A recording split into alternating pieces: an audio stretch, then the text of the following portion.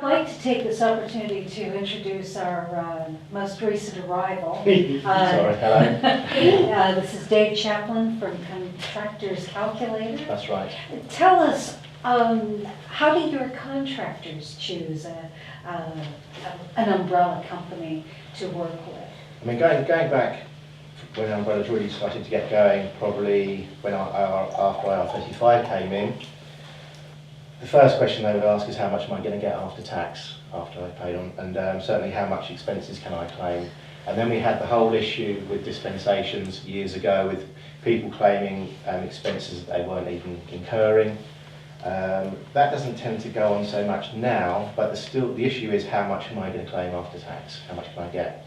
I think after that, which is pretty much should be a level playing field really for that particular issue, after that the issue is more about when am I going to get paid, am I going to get paid on time? And provided they're going to get paid within a few days, that's it. They don't have any other concerns really. Everyone else is the same in terms of holiday pay. I mean, the new guys, the new contractors, they don't really understand what an umbrella company is. So they tend to get led by the agency, whether that's recommended or not. Some agencies will insist that they use a particular umbrella company. Still? Yes, and we've had quite a few contractors write in and say, I'm with this agency, they found me the work, and they're insisting that I use X, Y, Z. Do I have to? They said if I don't, then I can't take up the position.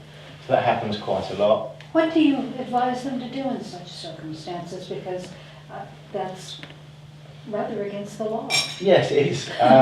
We tell them, no, you don't have to use the one they ask you to, but let's be practical about it. If you don't, are you going to get the position? How strongly are you prepared to play your position? Other things we tell them to ask, recently we built a checklist for contractors for when they're choosing an umbrella, because there's so many different types and so many different things people offer. So, and particularly when someone mentioned the issue with vouchers and holidays in Hawaii and so on, we have a checklist and it says things like ask your agency if they're charging any timesheet levy for your particular contract. Because sometimes an agency or an agent won't choose a particular umbrella company or recommend one because they're not going to get a £20 kickback for every timesheet once a week. And some of these levies can be really high as well. And who's paying for that? It's the contractor. So that's a strong question we tell them to ask. Do you find that the agencies will answer that question? It's not a question that we ask, so I don't know. No, but I mean, what do your contractors tell you about that one? That's not something they fed back to us. That's just something we tell them to ask. Okay. We make them aware of what's going on in the market. Because if you've got two identical umbrella companies and one's charging another £10 a week extra for doing exactly the same role, then well where is that extra £10 what's it being spent on? Right.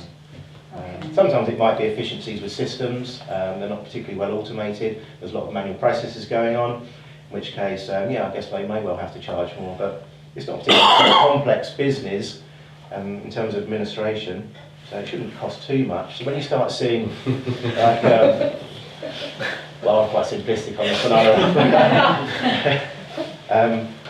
but when you start seeing quite high amounts being paid for someone who's maybe just putting in an invoice once a month and a handful of expenses, it doesn't seem fair to the contractor, and there's something going on. We've seen it a lot, particularly with the timesheet levies over the past year, I would say.